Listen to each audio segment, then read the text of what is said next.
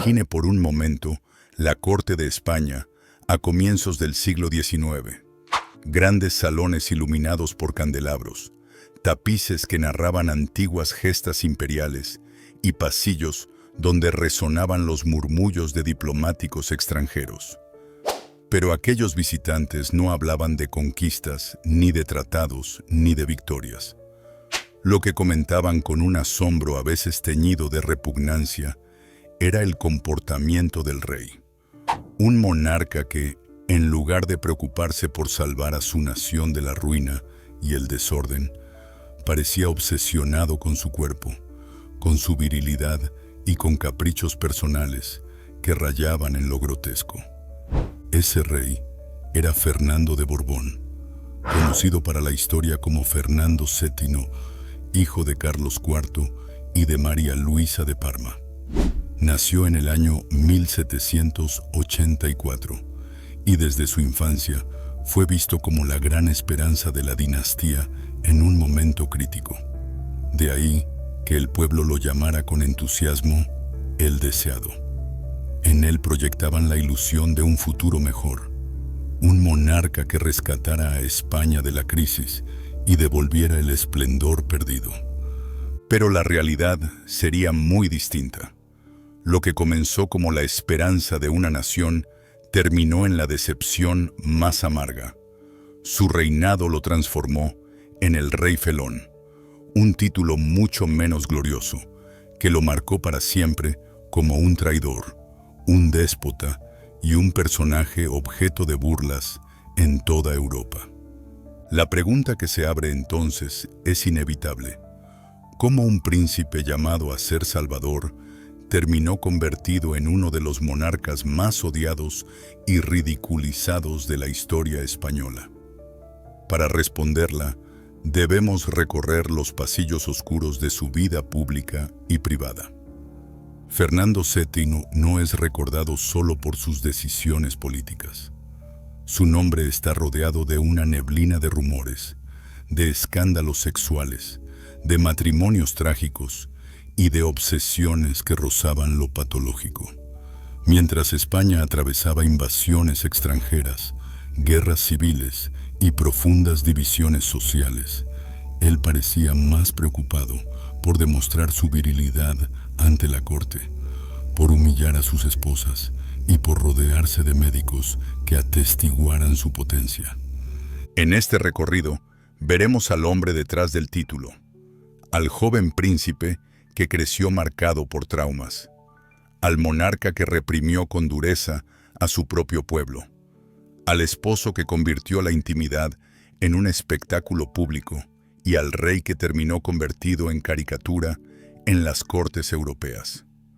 Nos adentraremos en la España de la decadencia borbónica, en sus crisis políticas, en las tragedias personales de 4 reinas unidas a un hombre más obsesionado con su propio cuerpo que con su trono, y en las leyendas que hicieron de Fernando VII un personaje tan grotesco como fascinante.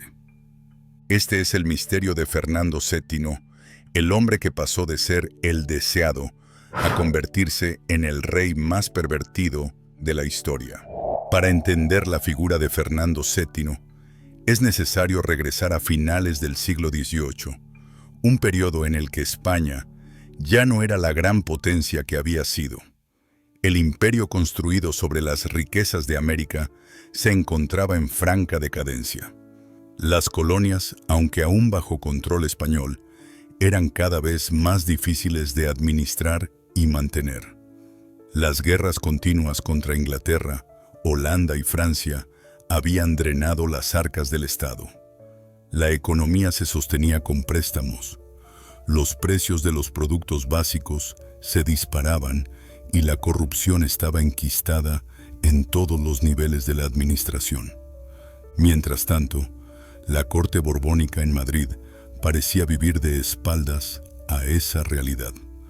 El reinado de Carlos IV, padre de Fernando, fue percibido como un gobierno débil, dominado por la figura de su esposa, María Luisa de Parma, y por el omnipresente Manuel Godoy, favorito real y uno de los personajes más odiados de la época. Para muchos, el poder efectivo estaba en manos de este ministro ambicioso y polémico, lo que dejaba al monarca en un papel casi decorativo. En ese ambiente nació y creció Fernando. Desde niño fue sometido a una educación rígida, orientada a reforzar su sentido del deber, pero contradictoria en su aplicación. Mientras los tutores le repetían que debía ser un monarca fuerte y temido, en la práctica lo mantenían aislado, bajo constante vigilancia y limitado en su formación intelectual. No recibió la preparación humanista que caracterizó a otros príncipes europeos, sino una instrucción centrada en la obediencia y la religión. Esta falta de apertura lo volvió tímido, desconfiado y con poca capacidad para el diálogo. El papel de Manuel Godoy en la vida de Fernando fue determinante. Godoy, como favorito de la reina, ejercía una influencia enorme sobre la corte, y la animadversión del joven príncipe hacia él era profunda. La relación con su madre, María Luisa de Parma, estaba marcada por la desconfianza y la frialdad. Muchos historiadores señalan que Fernando veía en ella y en Godoy una alianza que lo relegaba, que le impedía adquirir protagonismo en la política y que incluso lo humillaba. Esa percepción de conspiración constante dentro de su propia familia alimentó en él un carácter rencoroso y vengativo. El enfrentamiento con sus padres fue un elemento central en su juventud. Fernando conspiró en varias ocasiones contra Carlos IV y María Luisa, buscando apoyo entre nobles y militares que también detestaban a Godoy. Estas intrigas palaciegas terminaron consolidando en él una obsesión: demostrar que merecía el trono y que podía ser un gobernante fuerte. Sin embargo, esa fijación no iba acompañada de una visión política clara. Más bien se trataba de una lucha personal por imponerse dentro de una familia desestructurada y en un entorno lleno de rencillas. En lo personal, el joven Fernando fue descrito como un príncipe tímido y con escasa seguridad en sí mismo. Sus tutores lo presentaban como reservado, de carácter melancólico y con tendencia a la desconfianza. Esa inseguridad lo hacía fácilmente manipulable por quienes lograban ganarse su favor. A pesar de su timidez, estaba obsesionado con el poder, con la idea de ser reconocido y temido, lo que se manifestaba en una constante necesidad de demostrar su valía ante la corte y ante sus aliados. Los aspectos más íntimos de su vida también comenzaron a trascender en esa etapa. Diversos médicos de la corte dejaron constancia de sus primeras frustraciones sexuales. Se habla de un carácter reprimido, de dificultades físicas que afectaban su vida íntima y que más tarde se convertirían en motivo de humillación pública.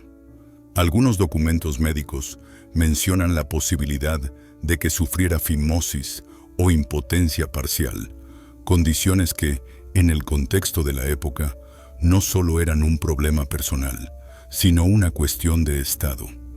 La capacidad del príncipe para engendrar herederos era observada con atención, y cualquier señal de debilidad generaba dudas sobre la continuidad de la dinastía. La presión de la corte sobre su virilidad lo marcó profundamente. En una sociedad donde la masculinidad del monarca se asociaba directamente con la fuerza del reino, Fernando creció con el peso de tener que demostrar algo que, en la intimidad, no estaba seguro de poder cumplir. Esta tensión entre lo que se esperaba de él y lo que realmente podía ofrecer se convirtió en una herida psicológica que lo acompañó toda su vida. La represión que sufrió en su infancia y juventud se reflejó en su visión del poder, del sexo y de la religión. En lugar de encontrar en la fe un espacio de serenidad, la utilizó como refugio para justificar sus miedos y sus obsesiones. En lo político, desarrolló un carácter desconfiado, siempre alerta ante posibles traiciones, incluso de sus propios aliados. En lo sexual, esa represión se transformó en una necesidad de demostrar su virilidad de manera exagerada y grotesca, un rasgo que más adelante lo haría célebre en Europa por razones poco honorables. Así, la infancia y juventud de Fernando VII estuvieron marcadas por un país en decadencia, una familia real fracturada y una educación que lo formó más como un hombre temeroso y resentido que como un príncipe preparado para reinar. Estas experiencias tempranas no solo explican parte de sus defectos personales, sino que nos ayudan a comprender cómo, cuando finalmente llegó al trono, se convirtió en un gobernante incapaz de guiar a su nación, pero obsesionado con imponerse en los aspectos más íntimos de su vida. En 1808, España se encontraba sumida en una de sus mayores crisis. La invasión de Napoleón Bonaparte había sacudido los cimientos de la monarquía, y en medio de aquel caos, Fernando, todavía príncipe, se presentaba ante la opinión pública como el salvador que enfrentaría al emperador francés.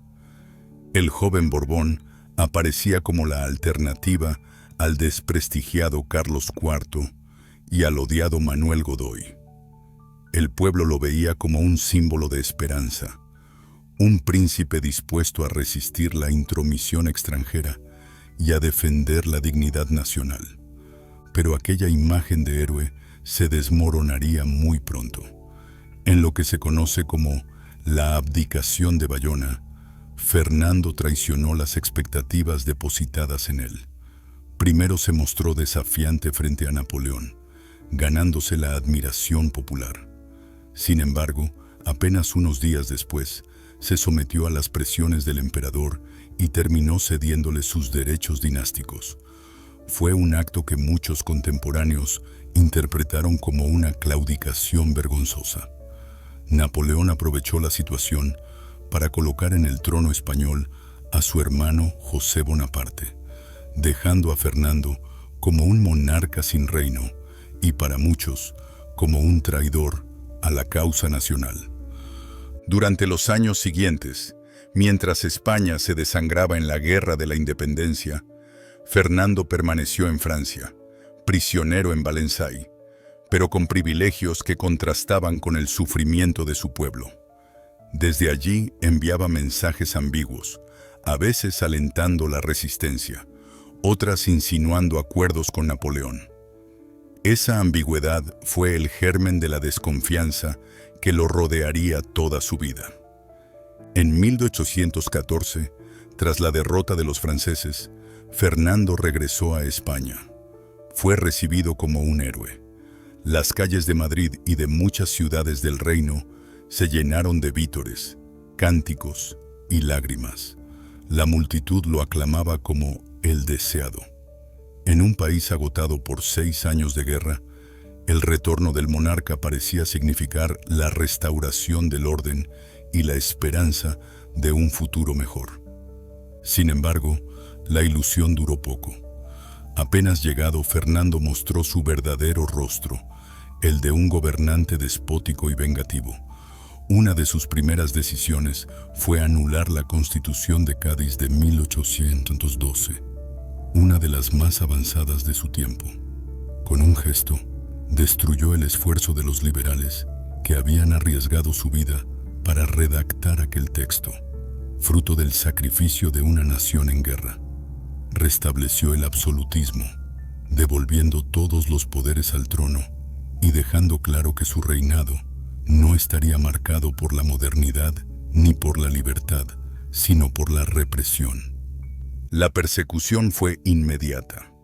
Los liberales que habían defendido la Constitución fueron encarcelados, desterrados o ejecutados. La censura se recrudeció. Las universidades y academias fueron vigiladas para erradicar cualquier idea ilustrada. España, que había vislumbrado la posibilidad de un futuro constitucional, retrocedía de golpe hacia la oscuridad del absolutismo más rígido. Mientras el país se empobrecía, la agricultura se resentía por la guerra y el hambre se extendía, Fernando parecía vivir en un mundo aparte. Su corte se convirtió en escenario de excesos. Dedicaba largas horas a banquetes interminables, rodeado de aduladores que temían contradecirlo. Participaba en juegos obscenos, bromas de mal gusto y diversiones que escandalizaban a los diplomáticos extranjeros. Uno de los aspectos más llamativos de su vida privada fue su obsesión por su virilidad.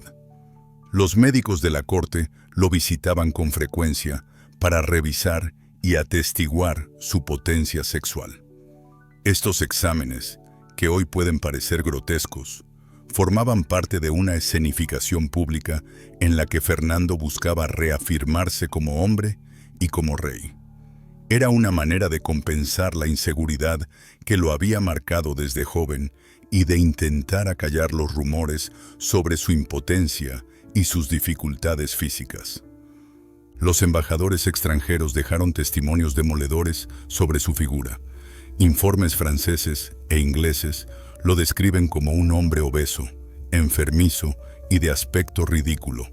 Señalaban su glotonería, su carácter caprichoso y su escasa capacidad para sostener conversaciones de Estado. En lugar de un monarca preocupado por la reconstrucción de su reino, encontraban a un hombre centrado en sus placeres más inmediatos y en su constante necesidad de demostrar una virilidad puesta en duda. Es en esta etapa cuando su apodo histórico se consolidó, el Rey Felón. La palabra felón no es casual. Significa traidor, indigno de confianza, alguien que rompe sus compromisos. Y eso fue exactamente lo que Fernando representó para muchos de sus contemporáneos. Traicionó al pueblo que lo había recibido como salvador, a los liberales que habían luchado contra los franceses, a los aliados internacionales que lo apoyaron en su regreso, e incluso a sus propios partidarios, a quienes manipulaba y sacrificaba según sus intereses momentáneos. La contradicción entre la miseria del país y los excesos de su rey se convirtió en un símbolo de la decadencia de la monarquía borbónica. Mientras los campesinos sufrían hambre y las ciudades intentaban recuperarse de los estragos de la guerra, Fernando se entregaba a banquetes, revisiones médicas absurdas y obsesiones personales que lo alejaban de cualquier idea de responsabilidad. De héroe contra Napoleón, pasó a ser un tirano ridiculizado dentro y fuera de España. Su figura condensaba lo peor de un monarca absolutista en una época en la que Europa avanzaba hacia nuevas formas de gobierno. Ese contraste entre el mundo que cambiaba y el rey que se aferraba al pasado hizo de Fernando VII un personaje odiado, temido y también objeto de burlas. Su reinado, marcado por la traición, la represión y el ridículo, sentó las bases de una España dividida y atrasada, en la que las tensiones entre liberales y absolutistas desembocarían en conflictos interminables. Y mientras tanto, el rey Felón continuaba buscando en la corte el reconocimiento de algo que nunca había logrado, el respeto como hombre y como monarca.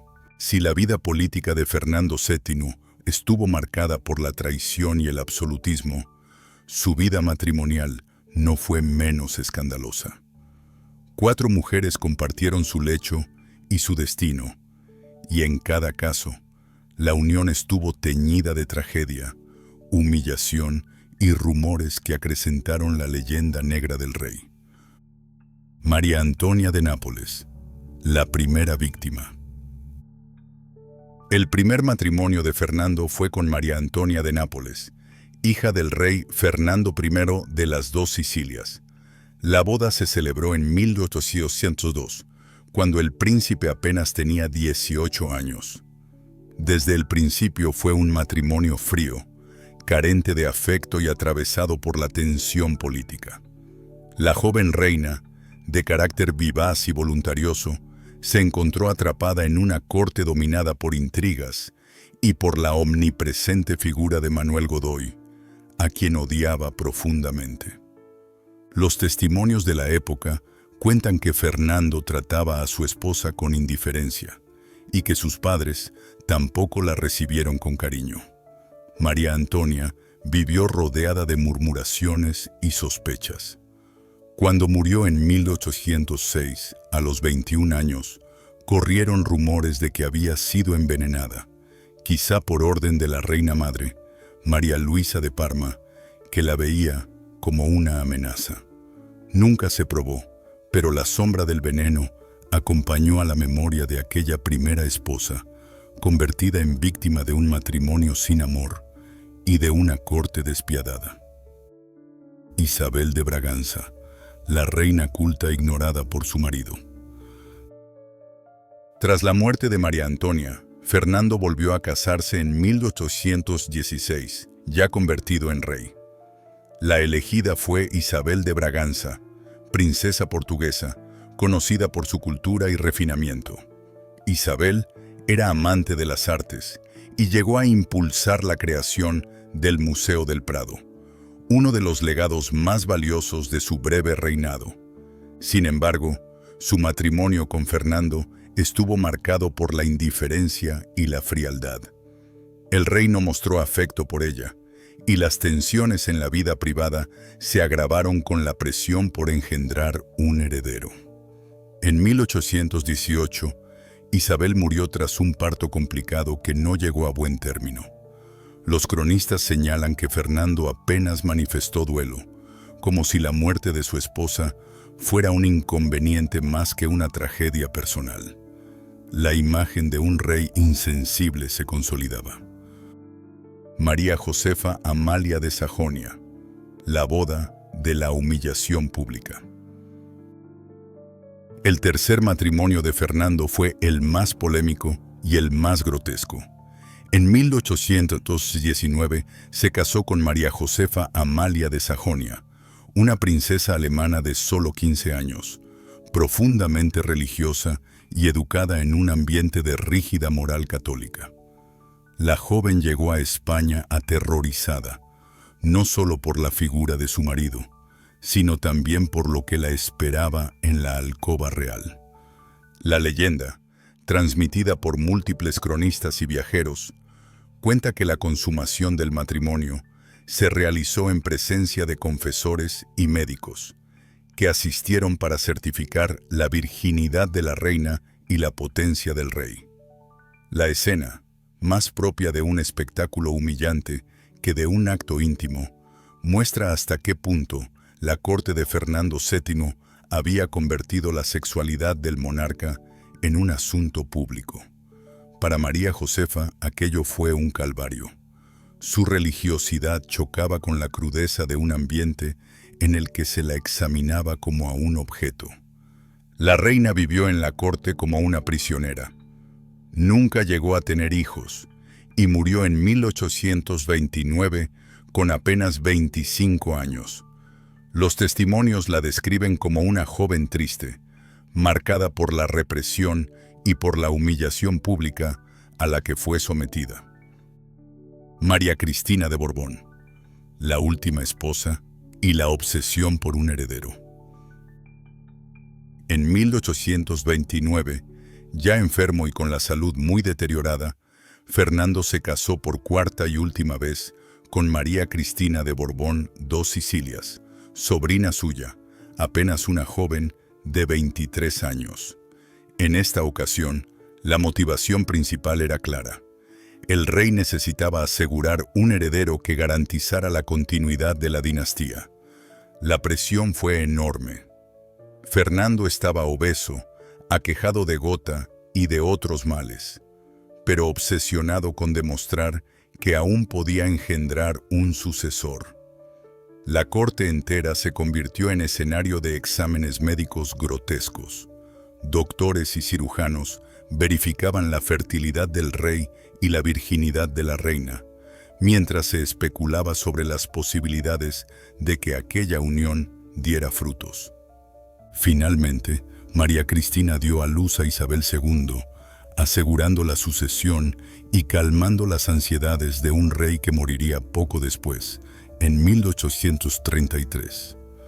Sin embargo, incluso este desenlace estuvo marcado por la polémica. El nacimiento de Isabel no resolvió las tensiones dinásticas, y su acceso al trono provocó las guerras carlistas, sumiendo a España en décadas de conflicto. Los matrimonios de la humillación y la tragedia. A lo largo de sus 4 matrimonios, Fernando VII no supo tejer alianzas políticas fructíferas ni consolidar la estabilidad del reino. Al contrario, cada boda estuvo acompañada de tragedia, humillación o escándalo. Sus esposas murieron jóvenes, sometidas a presiones insoportables, víctimas de una corte obsesionada con la virilidad del monarca y con la necesidad de un heredero a cualquier precio. Lejos de la imagen romántica de los enlaces dinásticos que aseguraban alianzas entre reinos, los matrimonios de Fernando VII simbolizan la decadencia de una monarquía que había perdido el rumbo. Las humillaciones públicas, los rumores de impotencia, los exámenes médicos absurdos y las tragedias de mujeres jóvenes atrapadas en un destino cruel alimentaron la leyenda negra de un rey cuya vida privada fue tan escandalosa como su vida política. En lugar de consolidar la dinastía, aquellos matrimonios reforzaron la percepción de Fernando como un monarca grotesco, incapaz de gobernar ni en la intimidad ni en el trono. La leyenda de Fernando VII no se entiende sin detenerse en una de las facetas más grotescas y más comentadas de su vida privada: su obsesión con la virilidad. En una corte marcada por la decadencia, la enfermedad y el ridículo, el rey convirtió su cuerpo en un espectáculo público y su miembro en un asunto de Estado. Lo que debería haber permanecido en el ámbito íntimo se transformó en una constante exhibición, alimentando rumores, sátiras y caricaturas que lo convirtieron en el hazmerreír de Europa. Desde joven, Fernando había mostrado una preocupación enfermiza por demostrar que era capaz de engendrar descendencia. La presión dinástica era enorme. España necesitaba un heredero que asegurara la continuidad de los Borbones. Pero los rumores sobre su posible impotencia o sus dificultades físicas se extendieron pronto por la corte. Algunos médicos mencionaban la posibilidad de que sufriera de fimosis o de una impotencia parcial que hacía muy difícil la consumación de sus matrimonios. Estas dificultades, lejos de ser tratadas con discreción, fueron motivo de comentarios, de informes médicos y de habladurías que se propagaron rápidamente. En ese contexto, Fernando reaccionó de la manera más estrafalaria. Buscó demostrar por la vía de la exhibición lo que quizá no lograba en la alcoba. Hay testimonios de médicos y cortesanos que aseguran que el rey no dudaba en mostrar su miembro en público, con un tono de jactancia, como si al exhibirse pudiera acallar los rumores que lo perseguían. Lo hacía ante doctores convocados para dar fe de su potencia, pero también ante cortesanos de confianza, a quienes humillaba obligándolos a presenciar aquellas demostraciones grotescas. Lejos de reforzar su autoridad, estos comportamientos alimentaron aún más las habladurías. La imagen de un monarca obeso, enfermo, aquejado de gota y de problemas digestivos, que se empeñaba en mostrar su virilidad de manera tan vulgar, resultaba casi caricaturesca. El contraste era cruel. Mientras el rey apenas podía caminar sin ayuda debido a sus dolencias, se empeñaba en probar que su cuerpo seguía siendo el de un hombre capaz de procrear. Sus enfermedades, posiblemente también venéreas, agravaban esa imagen de decadencia. El mismo cuerpo que se descomponía bajo los efectos de la obesidad y la enfermedad era exhibido como si fuera símbolo de poder. La corte entera se vio arrastrada a este espectáculo. La intimidad de los matrimonios reales, ya de por sí controlada por doctores y confesores, se convirtió en un asunto casi teatral. La consumación de sus bodas fue tratada como un evento público, con testigos designados para certificar que el rey había cumplido con su deber conyugal. No era solo el ridículo personal de Fernando, era también la humillación de sus esposas, obligadas a vivir bajo el escrutinio de médicos y cortesanos. El rumor y la sátira encontraron en este escenario un terreno fértil. En Francia y en Inglaterra comenzaron a circular panfletos, dibujos y caricaturas en los que Fernando aparecía representado como un rey grotesco, con el vientre hinchado, las piernas deformes por la gota y un gesto obsceno que aludía a su obsesión fálica. La sátira europea lo convirtió en un personaje ridículo, un monarca obsesionado con el sexo, pero incapaz de consumar su papel como rey. Las viñetas lo mostraban como un tirano decadente, un hombre vencido por su propio cuerpo, más preocupado por alardear en privado que por gobernar. Lo más interesante de esta leyenda es que más allá de los detalles escabrosos o de la exageración de los panfletos, revela un símbolo más profundo. El falo de Fernando VII no fue solo un objeto de burla personal. Se convirtió en una metáfora del poder absoluto en decadencia. Su obsesión por mostrarse viril reflejaba la impotencia real de su reinado, incapaz de salvar a España de la ruina y de la división interna. La exhibición grotesca de su cuerpo no hacía sino poner de relieve la debilidad de una monarquía que se sostenía más en la apariencia que en la sustancia. Para los contemporáneos, la contradicción era evidente. El rey que se proclamaba defensor del absolutismo y del orden se mostraba en privado como un bufón obsceno, ridiculizado incluso por quienes le temían. Esa distancia entre la imagen pública de un monarca despótico y la imagen privada de un hombre obsesionado con su virilidad hizo que Fernando VII no pasara a la historia no solo como el rey felón, sino también como uno de los monarcas más grotescos y pervertidos de su tiempo. Su cuerpo enfermo, convertido en espectáculo, sus esposas, tratadas como objetos de verificación médica, sus cortesanos, obligados a asistir a escenas humillantes, y sus enemigos, que encontraron en esos rumores la excusa perfecta para ridiculizarlo, construyeron la leyenda del mito fálico de Fernando VII. Una leyenda que, más allá de lo grotesco, simboliza la impotencia de toda una monarquía que se desmoronaba mientras su rey jugaba a probar una y otra vez que aún era hombre. Los últimos años de Fernando VII fueron la representación perfecta de la decadencia de su reinado. Enfermo, obeso, aquejado de gota, úlceras y problemas respiratorios, apenas podía caminar y pasaba la mayor parte del tiempo recluido en palacio. La imagen del monarca, antaño recibido con vítores como el deseado, había quedado reducida a la de un hombre derrotado por su propio cuerpo y por las consecuencias de una vida de excesos. La corte, lejos de ofrecerle dignidad en sus últimos días, se convirtió en un nido de aduladores y médicos que giraban en torno a él, compitiendo por obtener favores y privilegios mientras el país se hundía en la miseria. El rey se rodeaba de doctores que intentaban paliar sus dolencias con remedios cada vez más desesperados, muchos de ellos inútiles e incluso contraproducentes. Los testimonios de embajadores y cronistas de la época coinciden en describir un ambiente grotesco, casi de tragicomedia, en el que la enfermedad del monarca era tratada como un espectáculo público.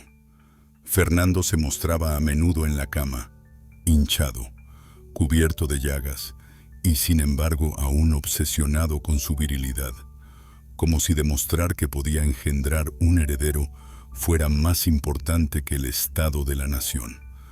La situación política tampoco mejoraba. El país sufría las consecuencias de las guerras napoleónicas, la pérdida de casi todas las colonias americanas y una economía en ruinas. La represión contra los liberales había dejado profundas heridas y la división social era cada vez más violenta.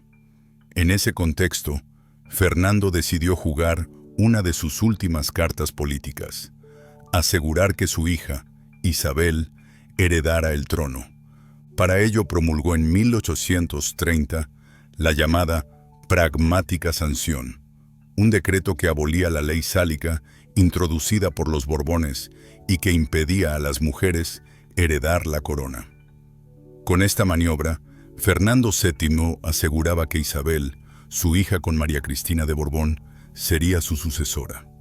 Pero esa decisión abrió una herida aún más profunda. Su hermano, Carlos María Isidro, se sintió traicionado y reclamó sus derechos al trono. El conflicto entre los partidarios de Isabel y los carlistas desembocó, tras la muerte del monarca en 1833, en una guerra civil que ensangrentó España durante décadas. Así, incluso en su muerte, Fernando VII sembró división y violencia. Su obsesión por dejar descendencia, por asegurar su legado dinástico, terminó por provocar una de las guerras más cruentas del siglo XIX. El rey que había prometido unidad dejó tras de sí un país desgarrado y enfrentado, condenado a años de luchas internas. La muerte de Fernando llegó el 29 de septiembre de 1833. Tenía 49 años, pero su aspecto era el de un anciano consumido por la enfermedad. La gota había deformado su cuerpo, la obesidad lo había debilitado, y las infecciones y fiebres lo habían dejado postrado. Algunos cronistas describen su fallecimiento como un proceso lento y doloroso, en el que los médicos poco pudieron hacer. Murió rodeado de su esposa y de cortesanos, pero sin el respeto del pueblo ni el reconocimiento de Europa. Su entierro, lejos de ser un acto solemne que uniera a la nación en duelo, fue percibido con indiferencia por muchos y con alivio por otros. Para sus partidarios absolutistas, Fernando había sido un rey firme que mantuvo el trono en tiempos difíciles. Para la mayoría, sin embargo, su recuerdo estaba teñido de represión, de traición y de escándalo. El legado de Fernando VII ha sido objeto de duras valoraciones por parte de historiadores y cronistas. Para muchos, es considerado el peor rey de la historia de España, un monarca que no solo no supo detener la decadencia del imperio, sino que la aceleró con su despotismo, su incompetencia y su falta de visión política. Mientras otras naciones europeas avanzaban hacia el progreso, España quedaba anclada en un absolutismo trasnochado, incapaz de modernizarse. Pero más allá de lo político, Fernando VII pasó a la memoria colectiva como un símbolo de decadencia moral. Su vida privada, marcada por escándalos sexuales, exhibicionismo grotesco y humillaciones a sus esposas, se convirtió en el reflejo de un poder descompuesto, donde lo íntimo y lo público se confundían en un espectáculo indecoroso. El rey que debería haber encarnado la grandeza de la monarquía se convirtió en objeto de burla en Europa, retratado en panfletos y caricaturas como un hombre obeso, enfermo e impotente, obsesionado con un poder que ya no tenía.